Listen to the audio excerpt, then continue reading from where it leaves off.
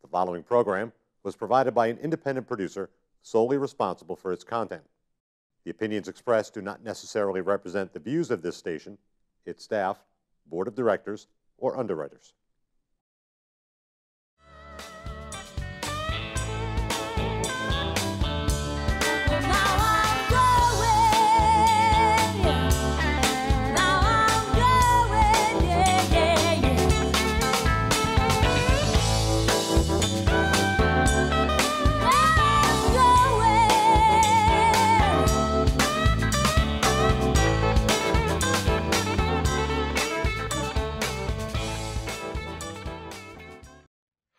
Welcome, ladies and gentlemen, to another episode of Frankly Speaking.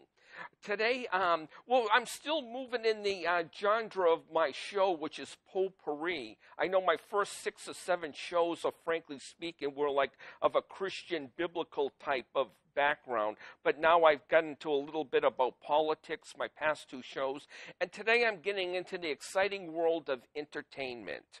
Specifically, the young lady who I'm blessed gave me permission to use one of her songs, one of her original songs, as the theme song on Frankly Speaking, a song called Going and Coming. Or is it Coming and Going? Coming and Going. Coming and Going. Listen. But my guest today is from Medford, Mass., Sharon DiFronzo. How you doing today? I'm fine, thanks. And how about you? Oh, excellent. And I'm just, one thing I gotta admit, gotta say publicly, I'm very, very grateful that you gave me permission to use your music like that for a theme song. Because I know on like YouTube and stuff like that, there's a lot of contentious people. Mm-hmm. I know involving politics, there was that town clerk, that female town clerk out of Kentucky, went to jail for not issuing same-sex marriage certificates. And when she got out of jail with Mike Huckabee, then a presidential campaign, they started playing The Eye of the Tiger by Survivor. Right. And I guess that video made YouTube. Long story short, I guess the lead singer from the now-defunct group Survivor sued both Mike Huckabee and Kathy Davis for, using their song without permission. Right. So I guess so needless to say, I'm very, very grateful that you were gracious enough to, Oh, my pleasure. Okay. So anyway, one thing, another oddball thing I'd like to bring up. In fact, I know the first time I met you, I think was a nightclub out of Medford or Malden. Yeah, I'm not sure what the first one is, where there were a couple at the beginning there. It could have been Melrose. Was it the Blues Grill, the Blues Diner? I believe so. Yeah, it's no longer there, but I think that's when I first met you. Okay. And I said that you look like the actress Beverly D'Angelo of the National Lampoon's Vacation movies, Chevy Chase's wife. Has anybody ever told you that before? Nope, only you. Only me? Wow. Because on one of the things, I think I did meet your mom and sister at Kowloon's when you were performing at Kowloon's, their lounge there. And I would say you look more like Beverly D'Angelo than you do either your mom or sister. But that's just me. That's okay. That's just, okay. I don't mind, I'll take it. Okay, yeah. But anyway, without any further ado, why don't you tell my audience a little bit about yourself and how you got involved in the entertainment industry? Sure. Well, I can't remember a time when I actually didn't want to sing. It's all I ever really wanted to do. And I remember being maybe 3 years old and thinking, hearing music and just knowing that I wanted to be a part of that. I wanted that to be a part of my life. And just being so attached to music and not knowing why, when I was around 4 or so, even I said, I want to be a singer. And I started literally listening to all kinds of music, and then I just kept doing that. And when I was 9, I started performing in plays in the North End of Boston, where I was born and raised, and I've been doing it ever since. Excuse me, were these plays out of your school or out, like a public playhouse? A public playhouse, yeah. the North Bennett Street Industrial School, actually, it was called. Amazing, amazing, amazing. Yeah. Wow. At any point, did you ever have like a manager or like a talent agent manage your career? Well, let's put it this way. When I was very young, maybe about 19, I did have a personal manager for maybe a year or so. But that was kind of an uncommon thing, and it is uncommon on a local level. And long story short, it wasn't really the direction I wanted to go in, so it was just a short-term thing. In general, agents, I've had them throughout the years booking me in certain gigs, but mostly as part of a band. In reality, a lot of the things that are available for local artists, they can get on their own. It's basically a matter of submitting material to the venue, to function facilities, and just having a demo package and doing it yourself. The reality is most of it is done by us now. So that manager agent thing is mostly on another level, and even on another level, a lot of artists in their small circles are very self-sufficient. So that was a long time ago, but it was never really anything that ever worked out for me in the long term. Did you ever sing with a band? I've sung with several bands, but most of them are wedding and function bands. And the band that I was in for 15 years was called Mirror Image.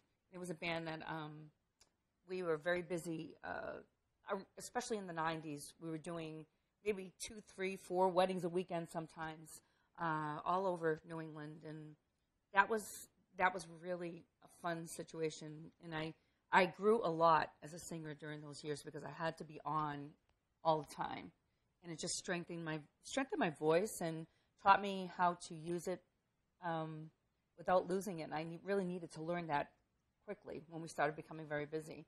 I did a lot of GB, which is general business bands, over the years. Oh, okay. Yeah. So when did you discover that you felt more comfortable as a solo artist versus being part of a band? I never really discovered that. I always liked to do a mixture of everything. I think I've done a combination of everything throughout the years. But what happened was after being in the wedding band circuit, you get to be a certain age, and it's just reality.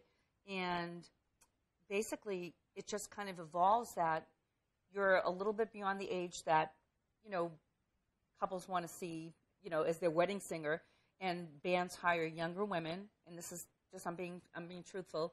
They want a younger person on their, like a 20-something. And when you're around 40 and you're going, okay, well, my time for that, I guess, has passed. It evolved into, okay, what do I do now? Okay, I started working with either other musicians, doing my own thing. I had to take the reins and actually be my own, entity. Whether I'd work with a piano player, guitar player, or backing tracks, it just kind of, the reality was, okay, if I want to continue this, I have to do this on my own.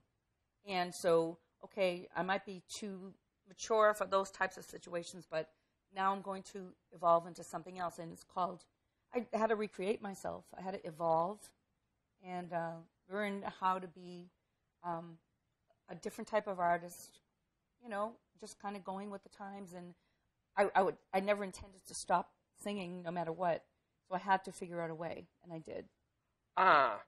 So now when you had an agent or a business manager or whatever, did that end amicably? Or? Yes. Oh, okay. It did. It was just a kind of a trial thing, and I was just a young kid, and actually it was the type of thing where nothing was coming out of it. And I was so young, and it was kind of a point where I just wanted to go back into, I actually entered an adult theater group as opposed to following this person's lead, because my heart was still in the theater then.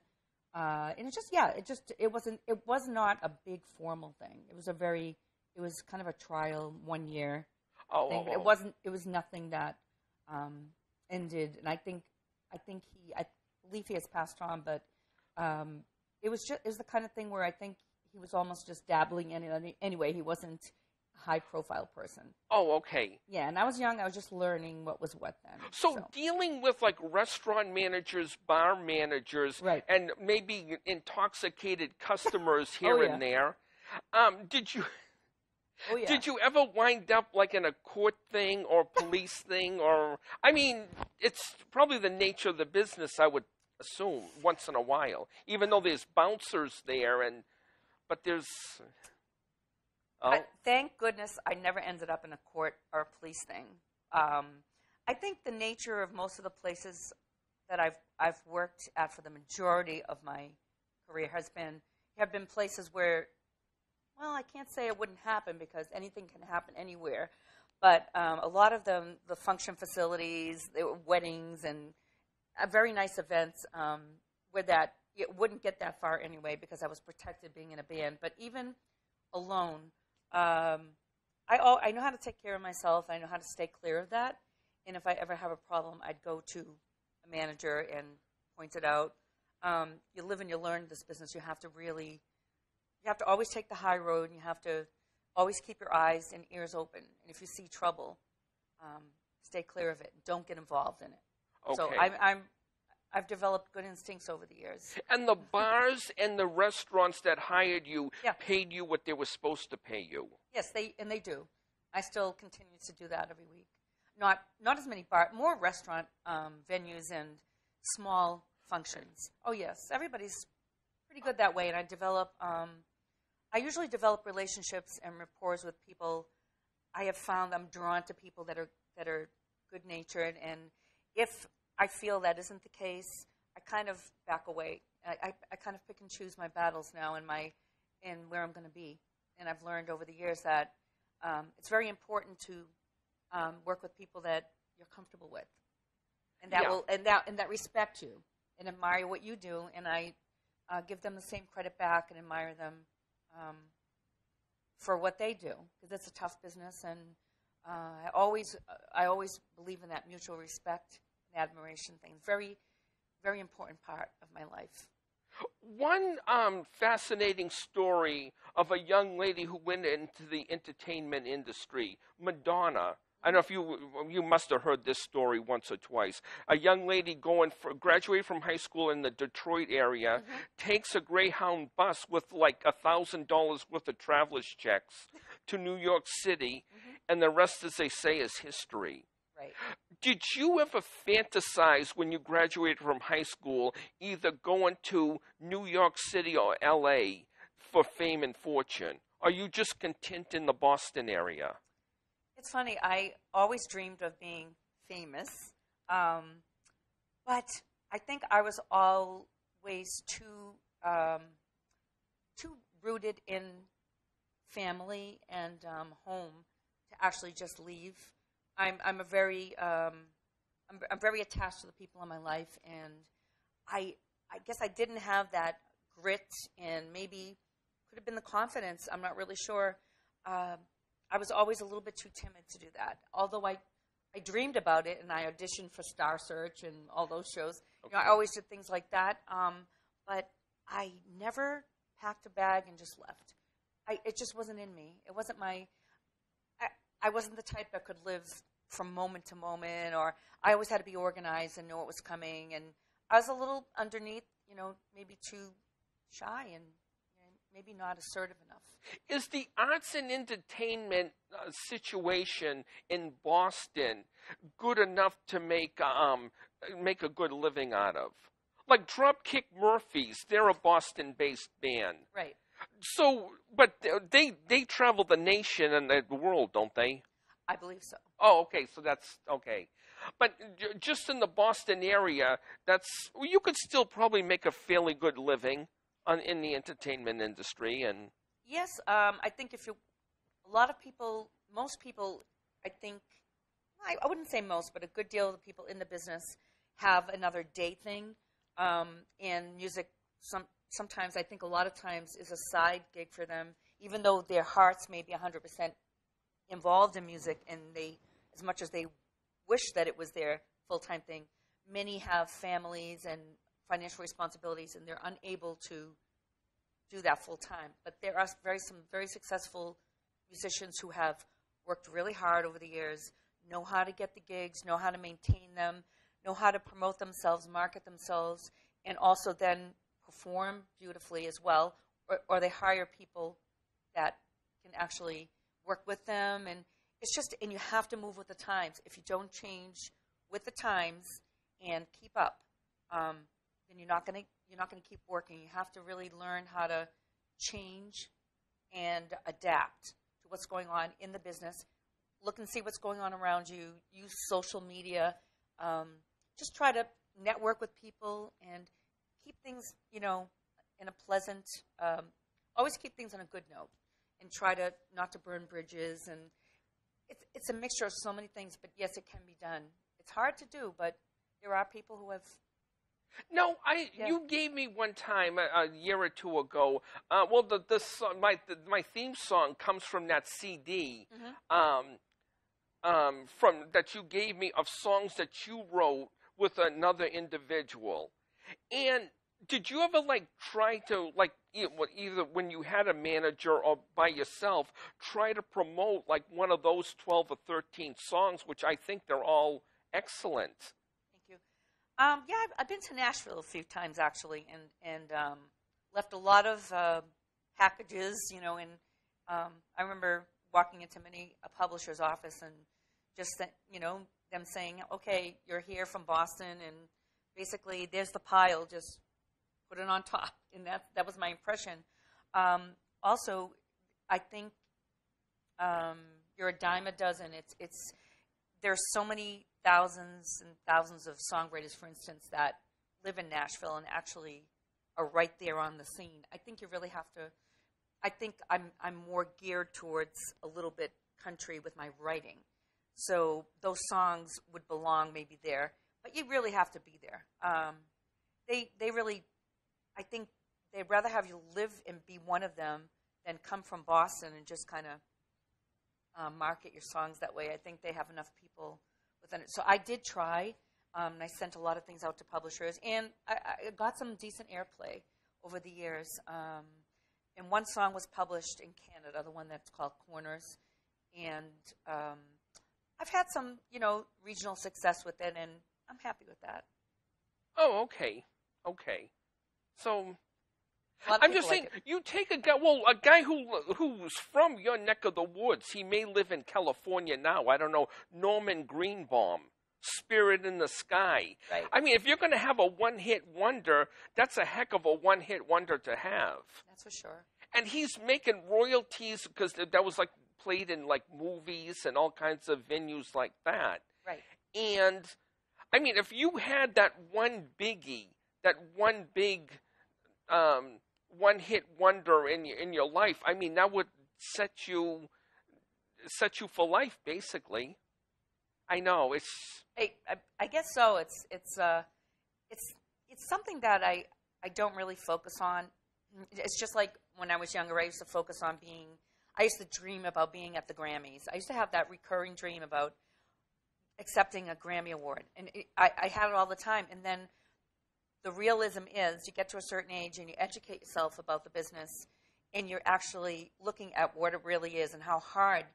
I attended many seminars and listened to people on panels saying this is the reality of the business. This is really what it takes. And all of a sudden reality set in, and eventually over the years I actually absorbed it. And what, just from working through it, continuing to just kind of evolve as an artist and performer, on the other end, I came out being a person that said, okay, well, I've been doing this for all these years.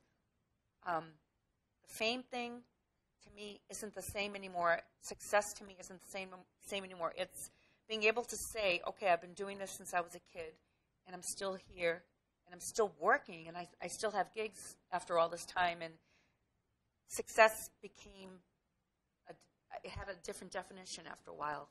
So now for me, it means I'm still out here. I'm still doing this. I'm lucky.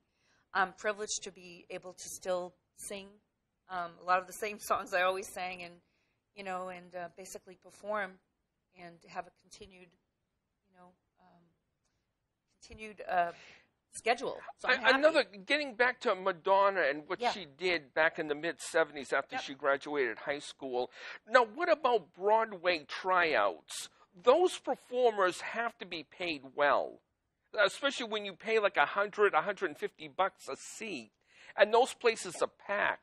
Right. Jesus Christ Superstar, The Phantom of the Opera, Lion King. Right. I mean, so the money has to be going somewhere. I'm assuming they go to the actors, and all of them, I think, sing well, and they dance. Well, then again, you didn't really dance. Did you dance or no? No. Just for, a pastime. When I haven't done that in a long time. Go to clubs and dance when you're a little younger. I haven't been doing that lately, but I just did it for fun. That's it. I'm not a professional dancer in any way, shape, or form. Okay, so they would, if you didn't have the total package of both singing and dancing, then they'd say, see you later, kid. I don't know. I think there are a lot of people on Broadway or off Broadway that don't dance. I think acting and singing are the two things that probably would be the things that would be more necessary than the dancing thing. I think the dancers are a little in a separate area. If you're a triple threat, that's unbelievably awesome. But I think the acting and the singing are more coupled together. I've never, even though I was in musical theater and I started in musical theater, I never went to Broadway or never. I was more once I became a little older. I just loved pop music so much, and I wanted to be famous as a pop singer. I wasn't. As much as I still like musical theater, it wasn't really my dream to go to Broadway and be on the stage. I'm more into the recording artist type, maybe, songwriter type thing. I changed a little bit in that direction. But it is I give a lot of credit. They work really hard. I don't know where the money goes, and I don't know who gets what piece of the pie, but I think there are many pieces of many pies these days. But I think they work really hard, and it's so hard to sing live and stand there and perform for all those nights in a row in front of a live audience. It's really difficult. So you have no clue how much I'm sure, well, okay, they don't make as much as Madonna or Lady Gaga, I'm sure, but they must be like a six-figure type people, I would assume. The better ones. I have no idea. I honestly... Oh, you never really... No idea. And I'd say with the Madonna and Lady Gaga and any recording artist, and more importantly, writer. The songwriting is what, when you have a hit song, the songwriting part of your career is where I think the revenue comes in. Yes, they're paid as stars, but if you've written the songs that hit, I think that's an enormous part of, making a lot of money at it, as opposed to maybe just being a performer. I think the writing is huge. I think that's why a lot of people like to co-write their material now. All the up-and-coming younger singers, Demi Lovato, Ariana Grande, they all have a hand in the writing, and they do great at it. And they're very wise. When you write a song, do you think of the music first, the lyrics first, or both of them simultaneously? I'm more a lyricist. So, but I do hear melodies, and I don't play an instrument. So most of the time I have to collaborate with someone. And what I do is I just sing my parts into a recorder, now my phone, and bring my ideas to someone to actually help me bring them into real life. And I get a lot of ideas for hooks, which is the catchy parts of the songs, and titles and concepts. That's more my thing, of catchy titles and kind of, double sayings and, lines that mean two things, words, sayings. Double entendre. Yeah, that's me more. Okay. I come up with a lot of that stuff. So I think, I'd say my area would be more country writing, because I like to tell stories.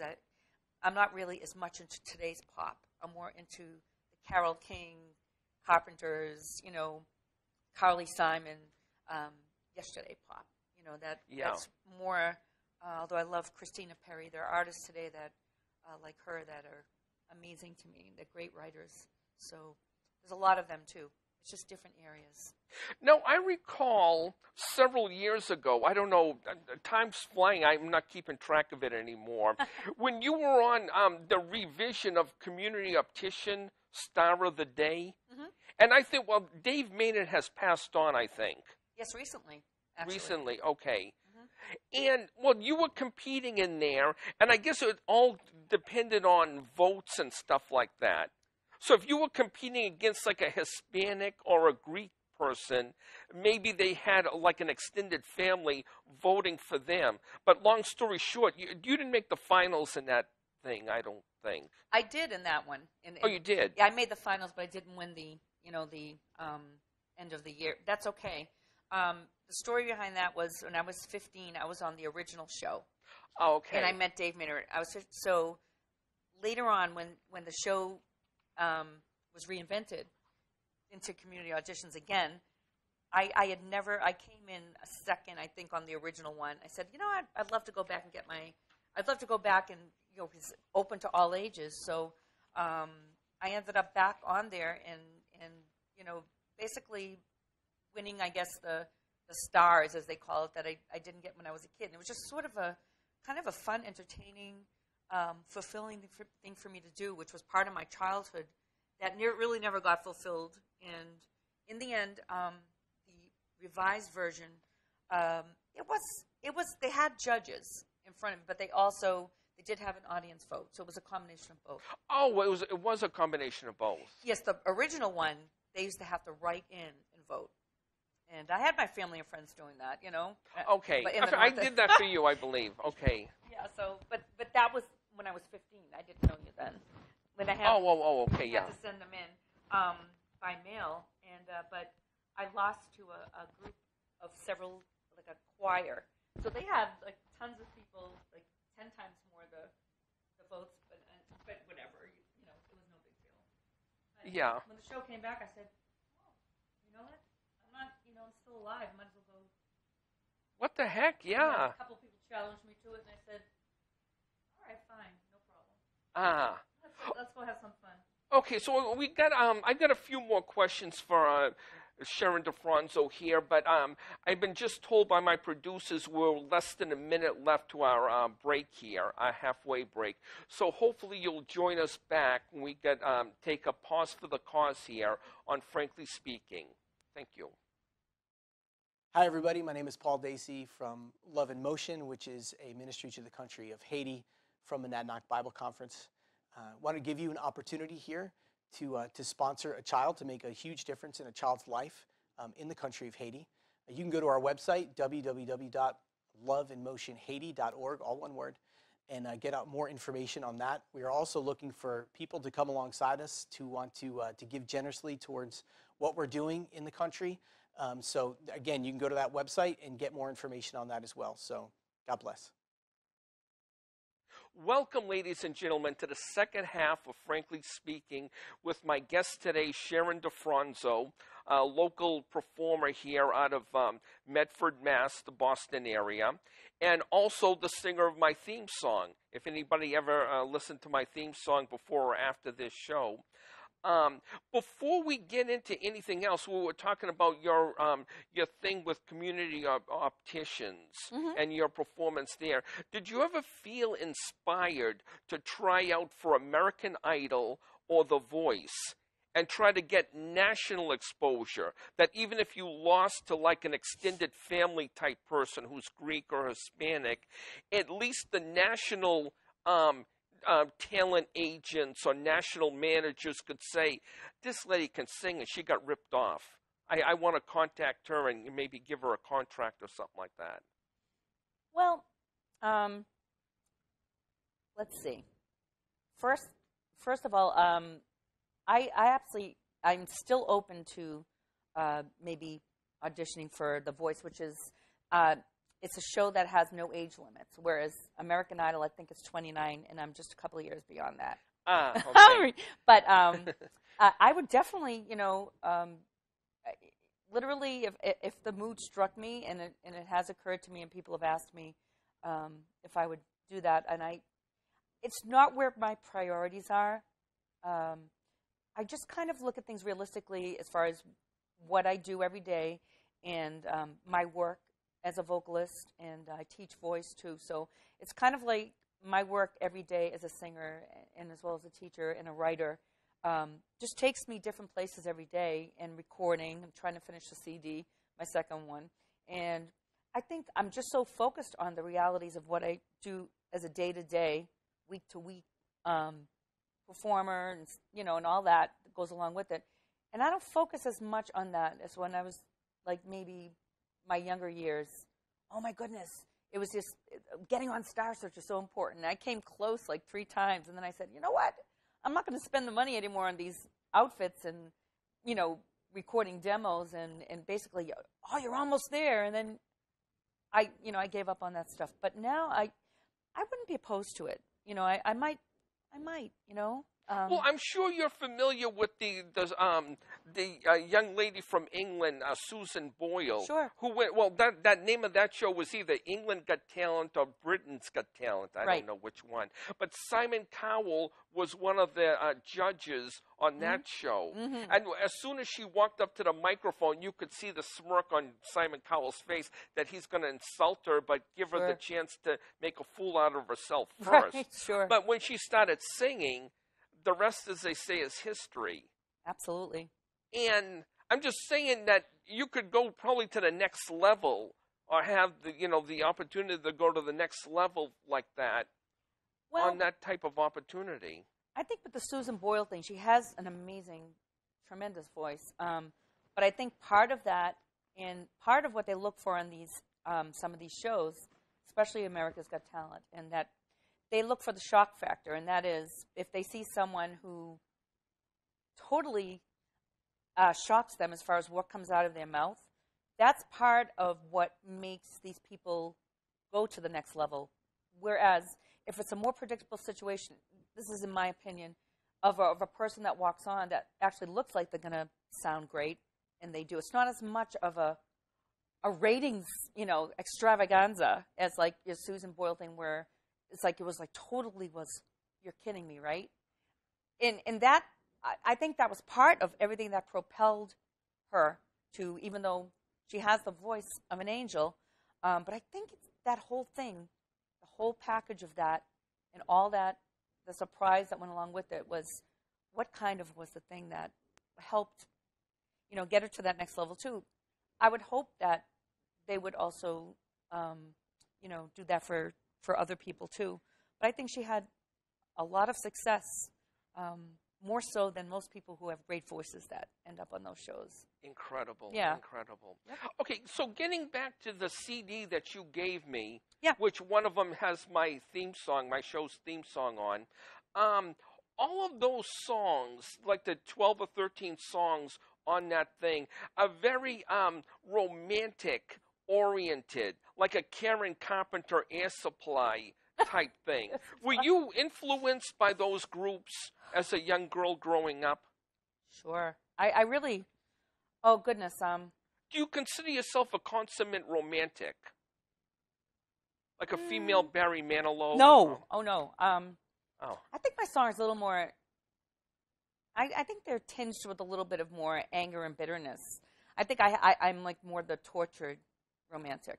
The tortured romantic. Yeah, I think I like songs with a little bit of an edge that are a little bit, someone's hurting or angry or getting revenge. I like those better. Although Corners is probably, kind of more of a love song, and the song that I'll Think of You That Way that I wrote for my brother, but that was a specific thing in his memory. Other than that, if you listen to the other ones, they're kind of there's some conflict going on, and I like that. It just brings out the artist in me. Is most country and rock and roll songs like relationship oriented? Is that the number one theme out of that genre of both rock and country? Absolutely. I think and I don't think just in country and in rock. I think across the board, just about every song, unless it's an anthem of some kind, like "This Is My Fight Song," it's those kind of inspirational anthem type songs. Other than that, I think it's all, and I think it's all about relationships in one form or another. Whether it's talking about in country, a girl with blue jeans, sitting on the hood of your car and looking good, to something in pop that's more, it's a little bit more heated, which today's pop and hip hop and rap, I think they're, a little bit more racy, a little bit different. It's relationships in one form or another, whether it's good or bad. I think across the board, I think that's the majority of, what songs are about. Okay. My opinion, I think so, Okay. though. So, now getting to your, your website and your record label, Screamin' Heart, do you have, first of all, how did you come up with the name Screamin' Heart? Is that near and dear to your heart somehow? Yeah, you could say that.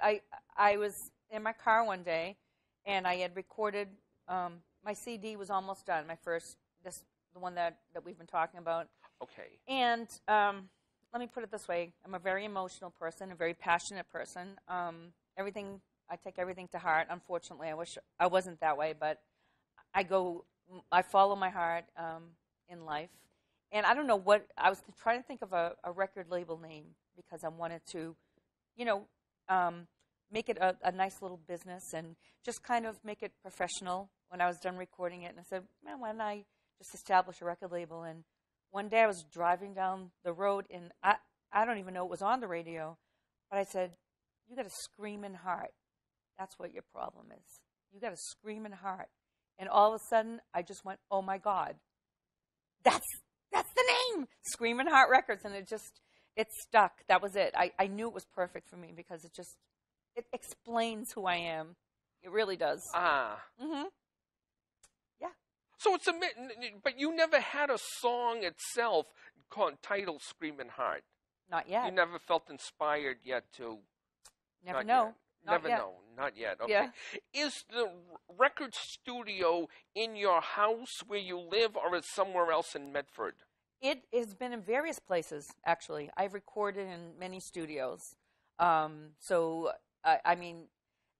That particular studio was in Saugus, and I'm not even sure if it's still there, but the studio I record in now is called Mixed Emotions in Middleton, Mass. And that's where my new CD is coming out of. And I've been recording there for several years now. Oh, okay. I travel to different studios. I don't have one in my house, but actually I'm going to be setting up a small one in my house very shortly, in the very near future, for voiceovers too, because I'm studying that as well. Oh, okay. So, incredible. Yeah. Incredible. No, so you're teaching voice lessons now in a school, in a local school in Burlington, Mass? Yes, the Real School of Music, Burlington, yes. Okay, now how long have you been doing that? 4 years. Oh, okay. Mm-hmm. So you teach all genres of a kid or somebody, a young person that wants to learn how to sing. Yeah, it's mostly young people. I'd say the majority are between 9 and say 15, my students, but they've gone from the range of being 5 to, I had one woman in her 70s. So it is, the school is open to all ages, and yeah, it's all different types of genres. It could be, one of the women was a classical singer, and some of the younger people are pop, or they're soul, or a couple of them like more hip hop and top 40, but they're all different. I get a lot of the little musical theater types because that's how I started as a kid, and yeah, they vary. They're all different. Great kids. Incredible. So this is sort of like your places, like if I was to take guitar lessons or piano lessons, right? And somebody would come in, or I would go to their place, and they would teach me piano for an hour. Mm-hmm. So these kids are learning singing lessons for about an hour or 2 hours or so. Oh no, well, most of them are half-hour lessons, believe it or not, but they can actually have hour lessons. They can have 45-minute lessons, and throughout the building, the school offers lessons in every area, as well as special little groups. Like they form little bands, and their ensembles, and musical theater programs, and recording programs. They offer everything. It's just it's all, the Real School does. They have multiple locations now too. So oh, okay. it's all different kinds of teachers teaching all kinds of things in all different rooms. We're all, Okay. yeah. So, Sharon, you don't have any kids of your own, but you do have nieces and nephews. I do. If anyone came up to you and says, Auntie Sharon, when I grow up, I want to become a famous singer just like you, how would you respond to them? I'd laugh. I'd say, "You're talking to me?" I would say I'd say I'm not famous, first of all, but thank you for thinking of me in that way. I would just say I would give them the advice of following their heart and working hard at what they want to do, not looking at as being a famous person, because that's not always the end all, and that's not always the happiest place to be either.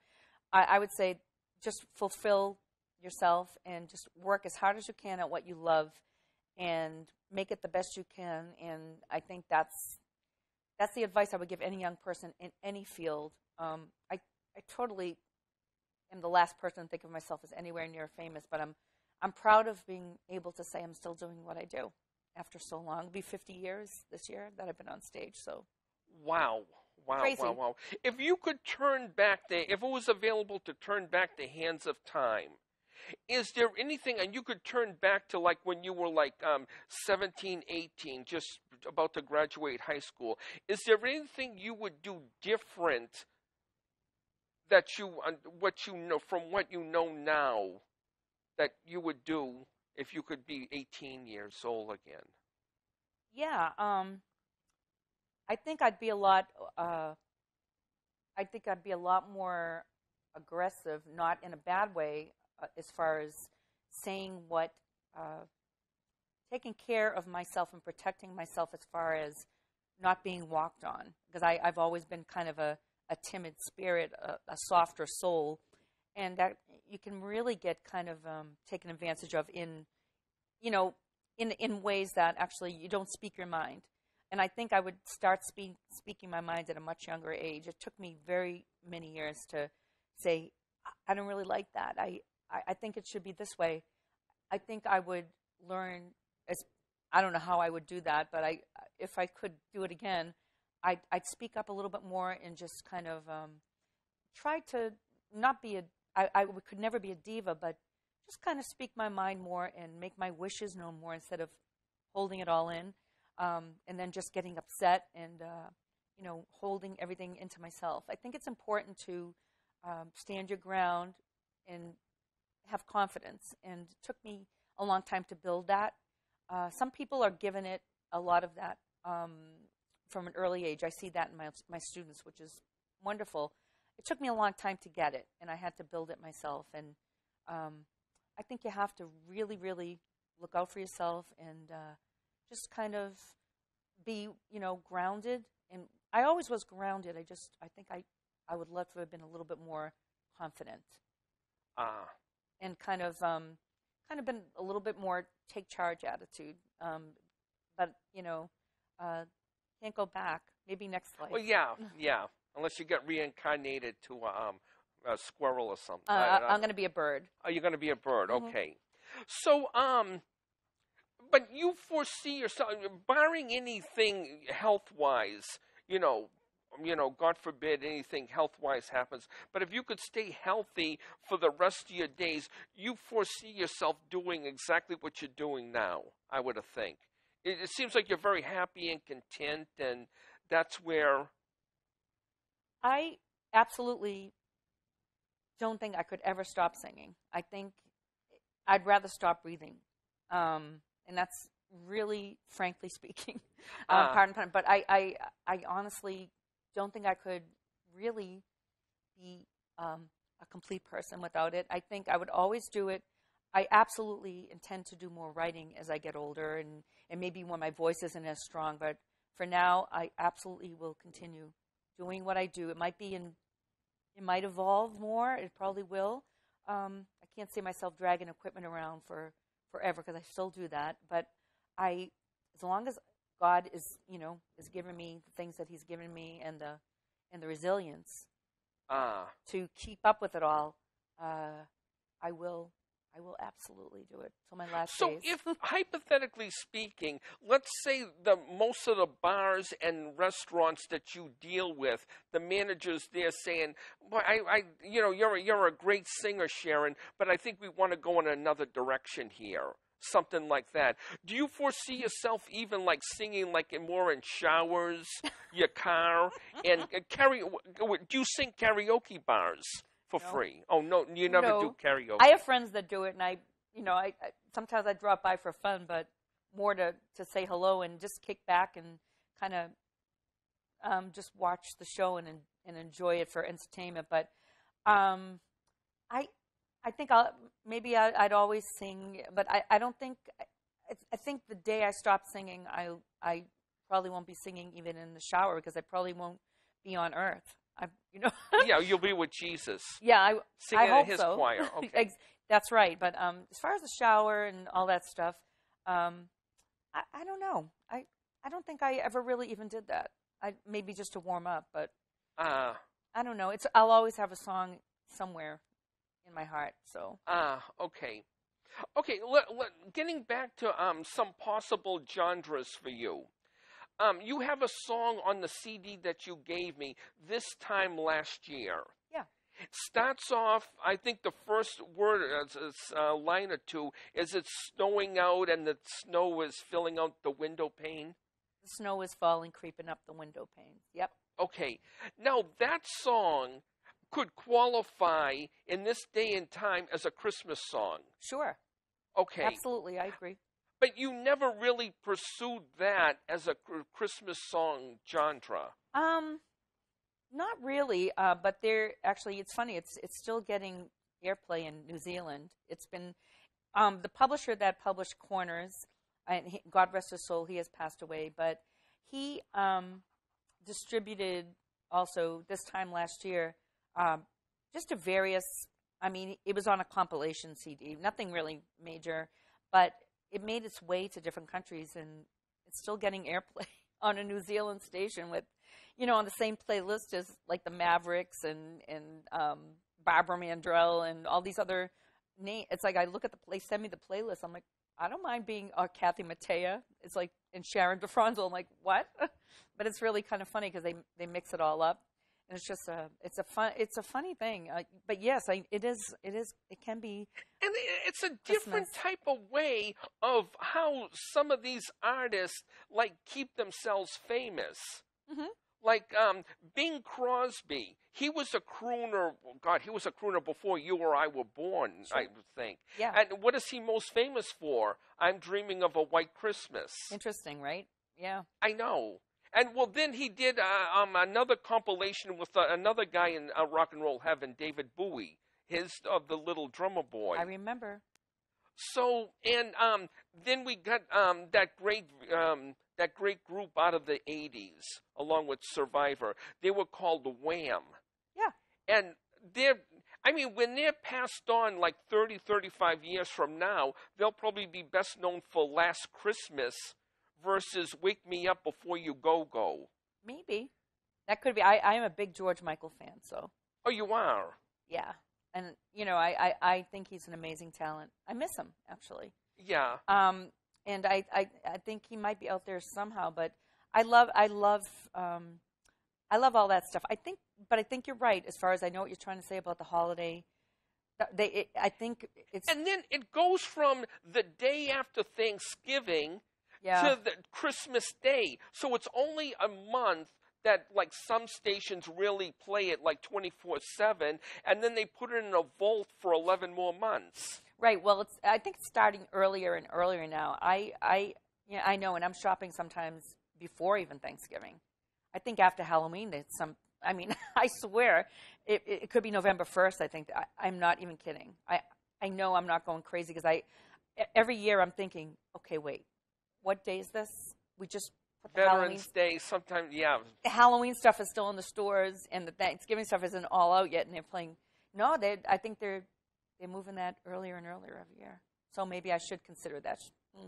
Yeah, that's why I was just going to say, if you still had a manager, maybe he could work it to. I don't know how he'd work it, but. Well, with today's technologies and social media, I think we're all capable of doing that. I think it's with YouTube and just all the tools that we have. We don't need it. It's really, most artists do that on their own.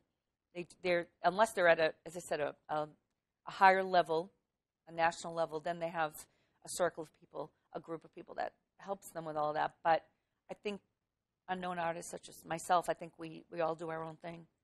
You know, and I think we have more tools than ever. It's just finding the time to do it all. That's all. Incredible. So anyway, I was just told by my producers that we have about 5 minutes left. Now, are you still playing at Polcari's restaurant in Woburn every other Friday? I'm there once a month, actually. Once a month. The next time will be May 13th. Wow. Yeah, they rotate, which is, I think, really, really good. And right now I'm also working at a beautiful, a great restaurant in Stoneham called Fusion Taste. It's an Asian restaurant. Great owners, wonderful people. I'm there on Saturdays.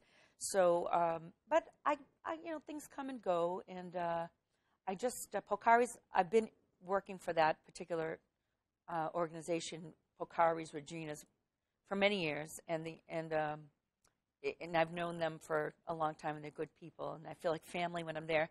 Fusion Taste, it's going well, and I do a lot of little functions and senior events and assisted living situations too. I think the seniors are probably my most grateful and loving audience. They sit and they're listening. You know, there's no TV on, there's no Red Sox, there's no Patriots screaming, yelling. They're listening to what I'm doing, and that has become very, very valuable to me over the years. Yeah, I'm sure. Yeah. Now, aren't your fans also called, like, Screaming Hearts? I think that some of them still refer to themselves that way, yeah. They did T-shirts and Oh, okay. a while back. Yeah, a few years I was going ago. to say, can you get T-shirts on your website? But I No, never saw no. a thing for No, I'm not really a into Sharon the... DiFronzo store No. type thing. You know what? Who knows what the future holds, but I'm not into that stuff, the merchandising and everything. But you know what? You can never say never. I may wake up tomorrow and go, maybe I just want to have a little snow globe with my Screaming Heart logo in it. You never know. Kidding. Yeah. Maybe I'm kidding. Oh, okay. Okay. We'll see. So I don't know. With about 2 minutes or so left, is there anything that we talked about which you'd like to elaborate on, or something we didn't mention that you'd like to mention? Well, I have a CD coming out, and it's a tribute CD. I guess would be a nice way to end it, and it should be probably in the summertime. And it's a tribute to all of the artists that I grew up with, art, songs that I've loved. And there's a couple of originals on it too. And one of them is a song that I wrote with my late songwriting partner. He passed, unfortunately, in September. He wrote a lot of songs with me. And this song for Children's Hospital is called The Child in You, and it's to raise money for Children's Hospital. So that will be marketed separately on iTunes. But that will be part of the CD as well. So I look forward to that, and I'm on Facebook. If you're out there, look me up. Well, also, screamingheart.com, yeah. They would have links to your Facebook page and the this CD you're talking about when it does come out in May or June or whatever. Yeah, it'll be definitely by the summer. But I will admit that my website needs to be updated. And I've been procrastinating on that for various reasons, but I'd say Facebook has my most updated information as far as links to. I'd say that's the best bet for now until my website gets done. Now, your Facebook page does that have friends or is it a fan page? I have two. I have a music page. Oh, so if you look up Sharon DiFronzo, you'll see two different ones, and one is for music and one's for my social silliness and activity. So. Oh, okay. Okay. So basically, the music page, people usually can tell because it says musician band under it, the music page, whereas the other one just says my name, the social page. And you can find me either one.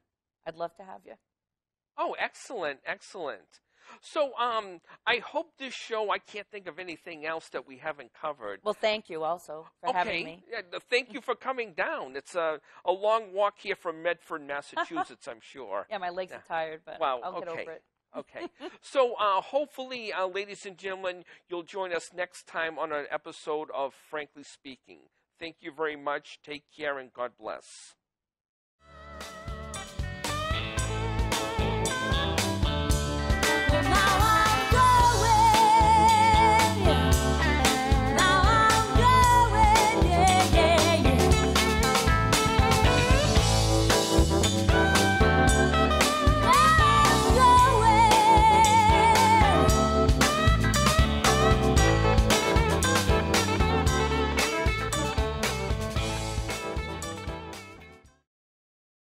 The preceding program was provided by an independent producer solely responsible for its content.